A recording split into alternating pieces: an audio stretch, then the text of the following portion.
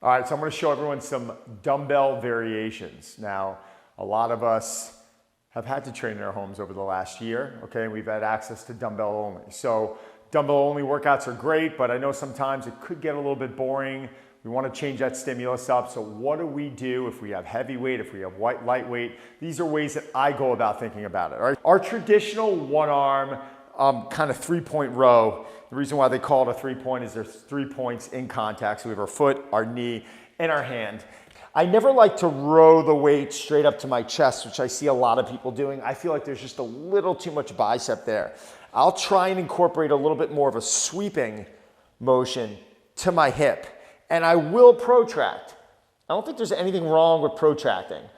All right, a lot of us are told retract those shoulder blades. I like allowing my lat to stretch. As long as my lower back is not collapsing and rounding, I'm okay with that. I like a little bit of that protraction going on. So we're gonna row back to the hip, we're gonna reach. Row back to the hip, reach. One more time, reach. So that's our standard 3-point row. Okay, now if we don't have access to a bench, we could take that 3-point row and just go into a one-arm bent row, which I will still teach this to where I am rowing to my hip. Now we can do this unilaterally or bilaterally. So unilateral is one arm, and that means I'm gonna have to stabilize with my core, with my lower body to allow myself, obviously I'm holding a weight in one hand right now, it wants to pull me over, so now I have to engage with that other half of the body, stabilize by using my core, really using the ground to stabilize with my glutes as well. It's gonna look like this. So hip, reach. Hip, reach. Now, we can go into that same movement bilaterally.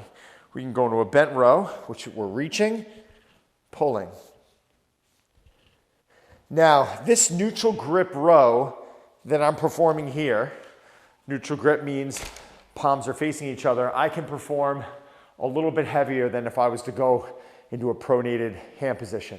So if we don't have a lot of weight, if you're training with lighter weights, this might feel really easy.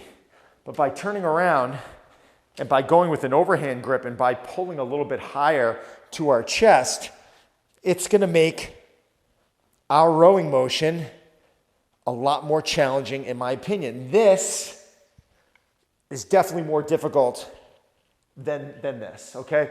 Though I'm still working the lat and bicep a little bit, there is so much going on from a balancing standpoint that we're not going to be able to load as heavily.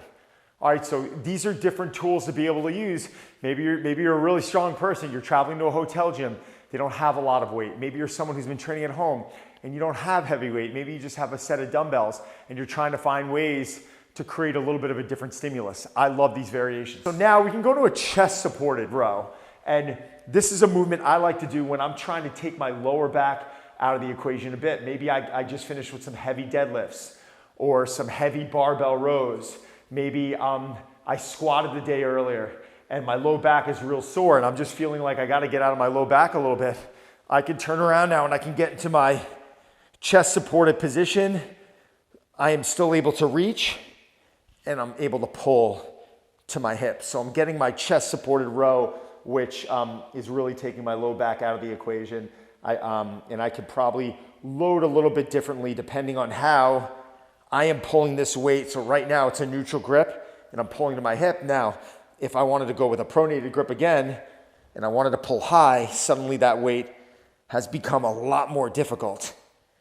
And according to your height, you can adjust. So if I need to come up one, I can come up one there and I'm still okay at this height. I can get a little bit more of a stretch and reach, all right? All right, so the last one I love is, again, taking a little bit of a different angle where I'll actually support my head on my forearm, maybe come in about here, and I'm gonna reach and go into my high pull. So right now I'm finding by bringing my head to my forearm, it's keeping me away from being able to get any momentum. So there's really no momentum here on this pull. So let me move the dumbbell out of the way. Again, a one-arm row with my head into my forearm, and from here it's, now I could take this with an overhand grip. I can take this with a neutral grip as well. I've been using the forearm to head with more of a pronated grip here. And I'm really finding that I'm able to get some good protraction, a good stretch in the lat, rhomboids, getting into a good rowing motion. So these are just some really simple rowing variation, dumbbell only. A lot of us aren't going back to gyms.